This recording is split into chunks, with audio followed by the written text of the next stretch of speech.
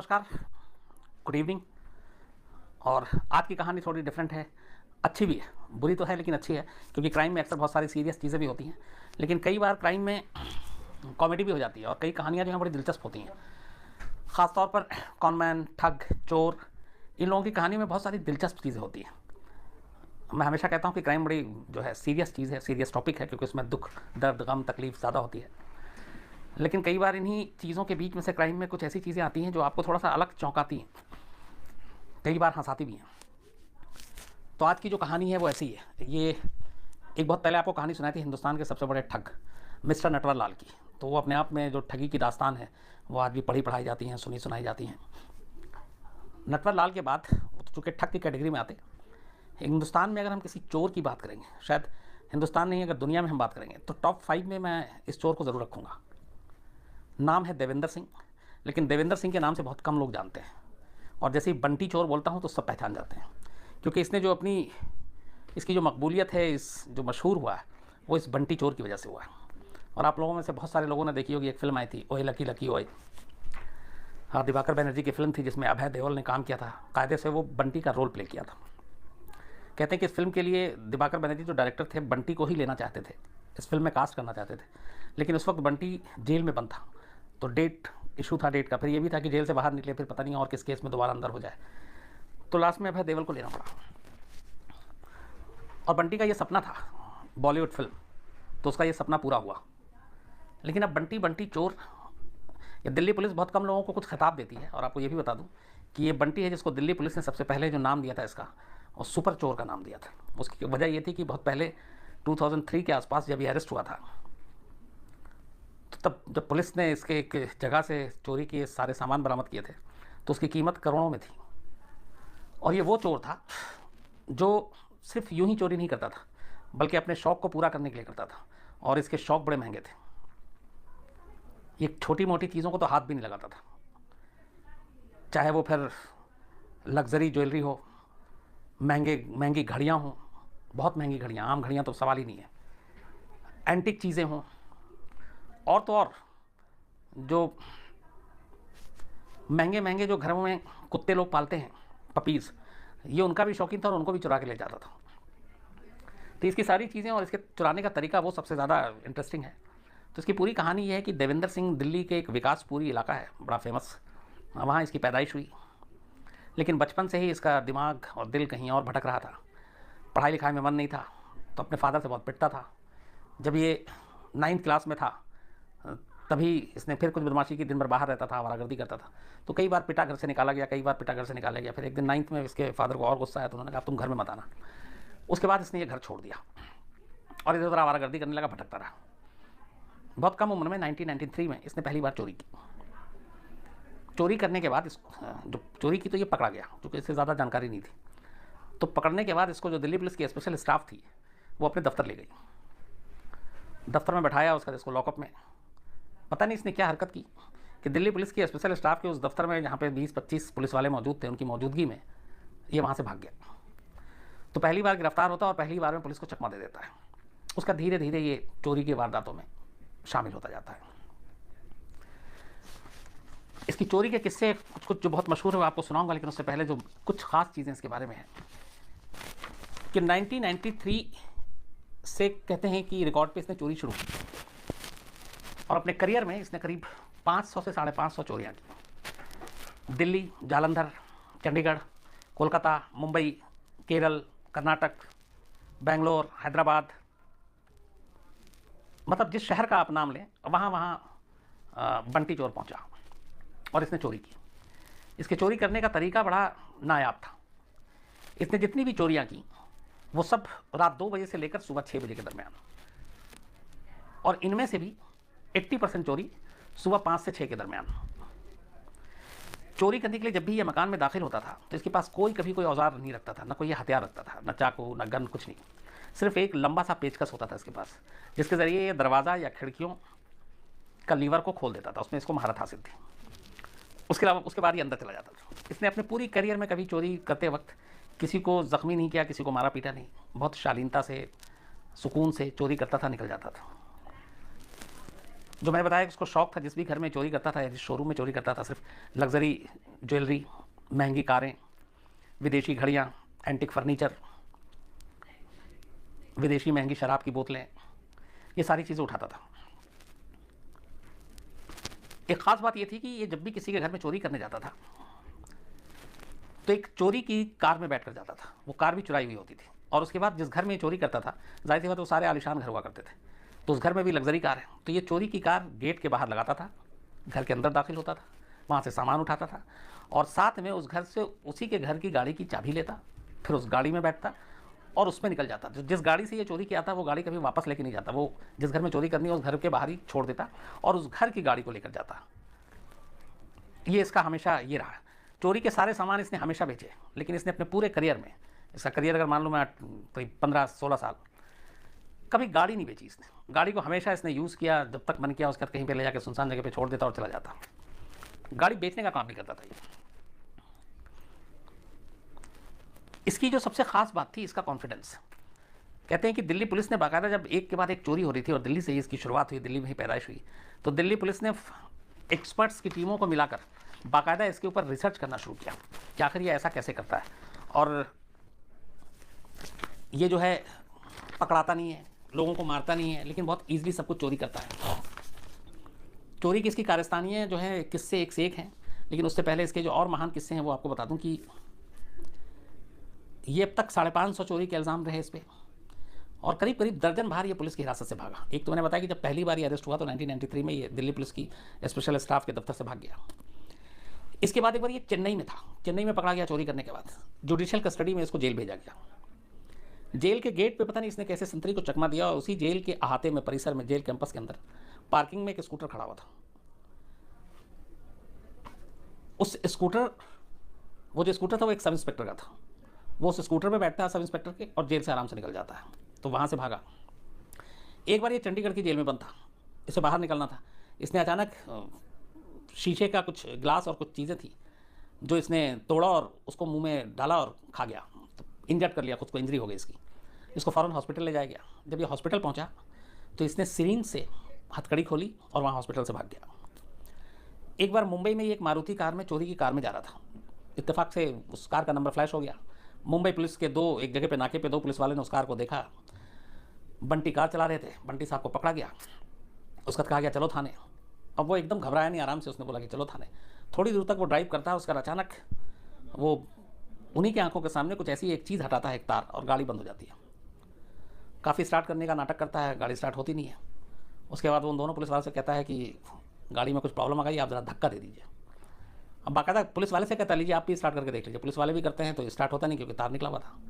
उसके बाद वो दोनों पुलिस वाले मजबूरी में नीचे उतरते हैं, धक्का देते हैं, तब तक कि तार जोड़ चुका था, वो धक्का देते हैं, ये गाड़ी लेता और फिर 1 2 3, तो वहाँ से भी ये भाग गया। तो इसके भागने के एक से एक बहुत सारे किस्से हैं। अब इसकी जो चोरी की चीज़ें थी, इसकी ज़िंदगी में कहते हैं कि जो चोरी टोटल की उसके जो वैल्यू थे वो करोड़ों में है। और जब इसके बाप ने इसको घर से निकाला था, उसके बाद कहते हैं कि इसने ज़िंदगी में कभी कोई प्रॉपर्टी खरीदी नहीं, ना कभी अपना घर खरीदा, ना ज़मीन। और ये जब तक बाहर रहा हमेशा महंगे 5 सितारा होटलों में रहा। मतलब इसकी जो ज़िंदगी थी वो सिर्फ होटलों में कटी, और वो भी आम होटलों में नहीं, ये 5 स्टार होटल में रहता था। और पूरी ज़िंदगी इसने कोई घर नहीं खरीदा, कोई मकान नहीं खरीदा। गाड़ियों में इसको सबसे ज़्यादा, जितनी महंगी गाड़ी आप सोच सकते हैं, BMW से लेकर जो भी लग्जरी कार हैं, वो मर्सिडीज़, सब कुछ, सारे इसने गाड़ी चुराई। नीचे छोटी मोटी गाड़ियाँ चुराना ये अपने शान के ख़िलाफ़ समझता था, लेकिन सारी गाड़ियों में इसको टोयोटा बहुत पसंद थी, कार। और ये कई बार जब जेल में भी था तो ये कहता था कि यार ये जो टोयोटा जो भी कंपनी बनाती है, मैं उसके इंजीनियरों से मिलना चाहता हूँ, मैं उनको सलाम ठोकना चाहता हूँ, बहुत अच्छी गाड़ी है। तो इसे टोयोटा बहुत पसंद। 2003 में जब ये गिरफ्तार हुआ था दिल्ली में और कुछ वक्त के लिए जेल गया, तब इसकी एक गर्लफ्रेंड हुआ करती थी, लेकिन जेल जाते उसकी गर्लफ्रेंड ने इसको छोड़ दिया और उसने दूसरे से शादी कर ली। तो इसको बड़ा धक्का भी लगा। फिर उसने कहा मैं जेल में हूँ, बेरोज़गार हूँ, मैं उसको कैसे रखता। ठीक किया उसने, कहा मैं जेल से बाहर आऊँगा तो फिर किसी अच्छी लड़की से शादी करूँगा और मैं जासूस बनूंगा। इसका ये भी था कि शुरू से जासूस बनना चाहता था, इसका सपना था। एक चीज़ जो इसने और सीखी थी, बाकायदा उसकी ट्रेनिंग ली। चूँकि बड़े घरों में ये चोरी करता था, तो ज़्यादातर बड़े घरों में एक ख़तरा होता था कि वहाँ कुत्ते बहुत होते हैं और ख़तरनाक, अनजान आदमी को देख के उस पर झपट पड़े। तो 1 2 बार इसके साथ ऐसा हुआ कुत्तों की वजह से। तो इसने फिर कहा कि ऐसे नहीं चलेगा। इसने बाकायदा जाके ट्रेनिंग ली कि इस तरह के जो ये आम आदमी को नहीं सोचता कि कैसे क्या करना, पर इसने सोचा और ट्रेनिंग ली कि इन कुत्तों पे कैसे काबू पाया जाए। और उसको बाकायदा बताया गया कि जो घरों में पालतू कुत्ते होते हैं, जो खासतौर पर इसलिए रखे जाते हैं कि चोर और ये सब ना आए। तो जितने घरों में ये गया उसमें 90% घरों में कुत्ते हुआ करते थे, लेकिन कभी कुत्ता भौंका नहीं इसके ऊपर, क्योंकि वो सारी चीज़ें सीख कर गया था और वो उनको फ़ौरन कंट्रोल कर लेता था। एक उसकी खासियत ये थी। अब इसकी कहानी जो चोरी के हैं वो ऐसे ऐसे किस्से हैं कि ये एक तो आपको बताया कि चोरी की कार में जाता था और वो कार कभी वापस नहीं लाता था, घर की चोरी करता था और चला जाता था उसी कार में। एक बार साउथ दिल्ली के घर में ये घुसा, सुबह करीब 5:45 का वक्त था, और ये अंदर जाता है उसी तरह से पेचकस से वो अपना खोलता है दरवाजे का लीवर, अंदर जाता है और वहाँ कुछ कीमती चीज़ों के अलावा, घड़ियों वड़ियों के अलावा, एक उसे म्यूज़िक सिस्टम बाहर का आया था और उसे बड़ा अच्छा लगता है वो म्यूज़िक सिस्टम। वो म्यूज़िक सिस्टम लेकर बाहर निकलता है। अब जब बाहर आ रहा था तो ऐसे दो किस्से उसके। तो वो म्यूज़िक सिस्टम उस घर में रहने वाली एक लड़की की थी, उसके फादर ने उसको गिफ्ट किया था। इत्तेफाक से वो जॉगिंग करके घर के अंदर लौट रही थी, तो उसने एक अनजान आदमी को देखा कि उसका म्यूज़िक सिस्टम उठा के चला जा रहा है, वो भी सुबह सुबह 5:45 बजे। तो उसने पूछा, भैया आप कौन हो, ये मेरा म्यूज़िक सिस्टम कहाँ ले जा रहे हो? तो उसने कहा, अपने पापा से जाके पूछो, मैं ऐसे ऐसे एक उस कंपनी से आया हूँ, किसी जो इस तरह के सामान बेचते हैं, इलेक्ट्रॉनिक्स। तो बोला कि, और उसके बाद सीधे बोलता है happy birthday to you advance में। और वो लड़की उसका मुंह घूरती है, देखती है क्या कह रहा है। उसका कहता है कि तुम्हारे पापा तुम्हारे लिए कुछ सरप्राइज़ गिफ्ट का ऑर्डर दिया है, तो ये ले जा रहा हूँ, बाकी गिफ्ट कुछ और भी है, अंदर जाके पापा से देखो। वो लड़की बिंदास की, इतना कुछ इसे पता है। वो अंदर जाती है, ये बाहर निकलता है, और 1 2 3 एक बार ऐसे एक घर में चोरी करने के लिए जाता है। तो जब ये घुस रहा था अंदर तो इत्तेफाक से इसे आइडिया नहीं था, गार्ड जागा हुआ था और सुबह, ये भी सुबह का वक्त 5:30 बजे का। तो गार्ड उससे कुछ ऊंची आवाज़ में बात करता है, तो ये उल्टा सो गार्ड को और ऊंची आवाज़ में बात करके हड़का देता है। उसका कहता है तुम्हारे साहब ने मुझे बुलाया, जाओ जाकर साहब से पूछो। तब तक वो साहब से पूछने गया, ड्राइंग रूम तक घुस गया। वहाँ पे उसने देखा घड़ी रखी हुई बड़ी महंगी, लैपटॉप रखा हुआ है। वो सारी चीज़ें उठा के समेट के बाहर आता, तब तक गार्ड आया। अब उसने जाके साहब को बताया, साहब ने कहा अच्छा पता नहीं, देखता हूँ, मैं भूल गया हूँ। इतनी देर में वो उसको गार्ड को हड़काता है। उसका कहता है कि दरवाज़ा खोलो, गाड़ी लेकर जाना है, इसलिए साहब ने बुलाया, इसमें कुछ प्रॉब्लम है। महंगी गाड़ी थी। अब वो हाथ में सामान भी है उसके, लैपटॉप और बाकी चीज़ें। तो बाकायदा गार्ड से ही दरवाज़ा खुलवाता है, सामान उस अंदर रखता है, उसका उसी गाड़ी में बैठता है। गार्ड बाकायदा उसको सलाम भी ठोक देता है। उसका वो गाड़ी लेके फिर बाद में थोड़ी देर बाद पता चलता है कि नहीं भैया ये तो कोई और है। एक बार एक घर में चोरी करने के लिए घुसता है, तो एक बुज़ुर्ग लेडी सो रही थी बेड पर, और ये चारों तरफ से बाकी सारा सामान उठा चुका था। एक जगह पर जाता है, जब ये देखता है जहाँ पे वो सो रही हैं, उनके सिरहाने टेबल पे कुछ जेवर रखे हुए थे और घड़ी थी, बहुत घड़ियों का बड़ा शौकीन था। तो वो घड़ी उठा ही रहा था कि तब तक लेडी की आंख खुल जाती है, और वो एकदम सुबह करीब, वो भी 5 से 6 का वक्त। तो अचानक चौंकती हैं, उनके रूम में एक अनजान आदमी, कौन। तो जैसे ही वो बूढ़ी उठती हैं लेडी, तो ये बिल्कुल कि ये नहीं कि बंटी घबराया या भागने की कोशिश, वो बाकायदा बहुत प्यार से उनको गुड मॉर्निंग बोलता है। कहता है गुड मॉर्निंग, कैसी हैं आप। जब तक इसके बाद वो कुछ समझे, वो अपना वो सामान उठाता है और बाहर, और उसके बाद 1 2 3, अब वो लेडी जो है वो सोच रही है 2 3 मिनट कि ये कौन है, क्या है, हमारे घर में कौन सा मेहमान है। जब तक होश आए तब तक पता चला कि वो तो लुट चुकी हैं। तो ये उसका तरीका था, और वो हमेशा कहता कि कॉन्फिडेंस जो है उसने उसे चोर बनाया। इसकी एक और खासियत, जब भी ये बड़ी चोरी करता था, जिसमें बहुत ज़्यादा जेवर और ये सारी चीज़ें हाथ लगती थी, तो इसको नेपाल जाने का बड़ा शौक था। तो हर ऐसी बड़ी चोरी के बाद एक बार ये नेपाल ज़रूर जाता, और नेपाल में चोरी के माल भी ठिकाने लगा था, बेचता भी, और वहाँ अपना बड़े महंगे 5 सितारा होटलों में ठहरता, अय्याशी करता। और ये इतनी बार नेपाल गया कि फिर इसने नेपाल में भी कुछ चोरियाँ की, और वहाँ एक हरी थापा के नाम पर बाकायदा नेपाल का पासपोर्ट भी बनवा लिया। और इसको जब लगा कि अब ये सारी चीज़ें चोरी की दुकानदारी सही चल रही है, तो इसने फिर श्रीलंका और बांग्लादेश तक अपना नेटवर्क फैलाने की कोशिश की, क्या वहाँ पे भी हाथ मारा जाए, और वहाँ पे भी गया ये, और उसने कई ऐसे काम को अंजाम दिया। ये सारी चीज़ें करता रहा ये। फिर उसके बाद ये 2007 में पकड़ा गया। तब पहली बार सबसे लंबा 3 साल तक ये तिहाड़ जेल में रहा, और 3 साल रहने के बाद जब ये बाहर आया, तब तक ये दिल्ली पुलिस एक तो सुपर चोर का खिताब दे चुकी थी। तब बिग बॉस सीज़न 4 आ रहा था, और इसके कारनामे ऐसे थे कि फिर बिग बॉस में बाकायदा इसको बुलाया गया, और ये बिग बॉस में गया। जब बिग बॉस की शुरुआत हुई और सारे कंटेस्टेंट्स को जब मिलाया गया उस शो में पहले एपिसोड में, तो सलमान खान चूँकि बिग बॉस के होस्ट, तो जब बंटी वहाँ पर की पेशी हुई, बंटी आया एज ए कंटेस्टेंट, तो सलमान खान ने 1 2 लाइन के बाद उससे सीधे ये पूछा था कि आप जेल में थे।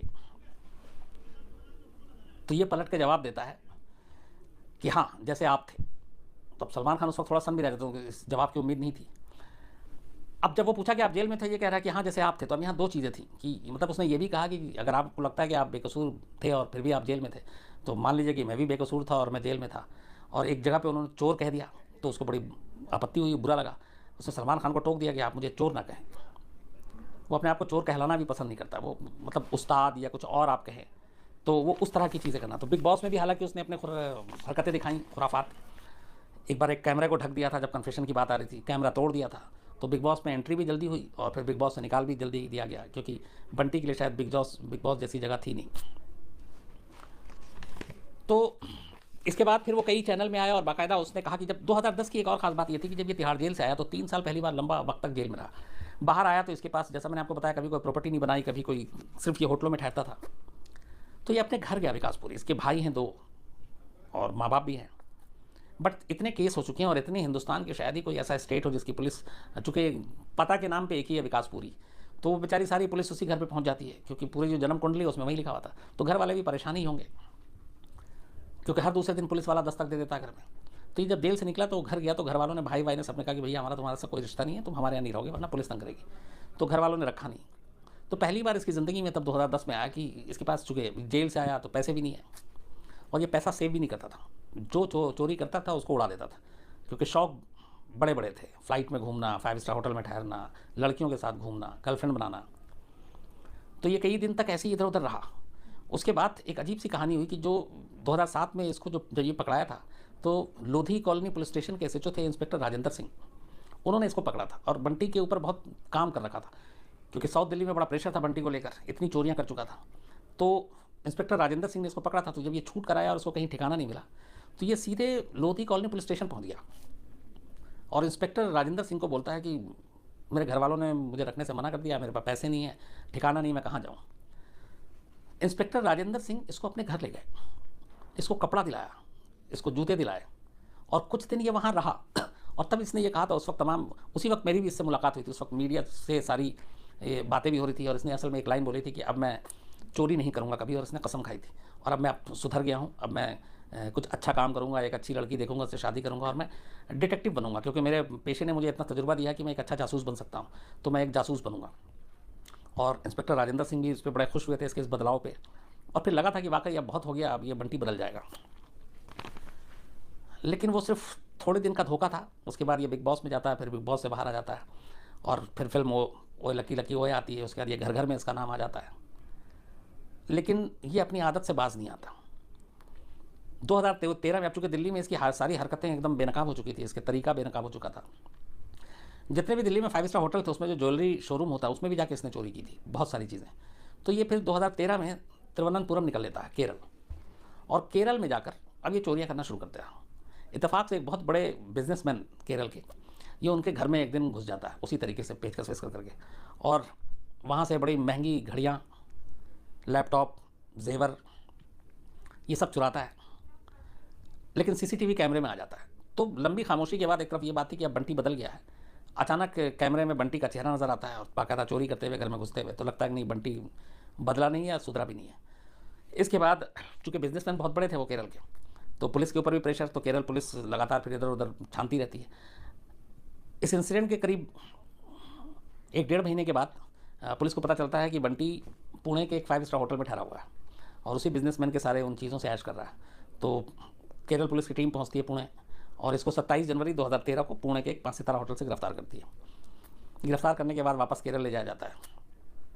अभी 2017 में उसमें फैसला आया है कि उसके एक जज ने कहा सेशन कोर्ट के कि चूँकि चोरी इसकी मजबूरी नहीं बल्कि आदत और फितरत दोनों है, और ये हैबिचुअल चोर है, इसलिए इसके साथ रियायत नहीं बरती जाएगी।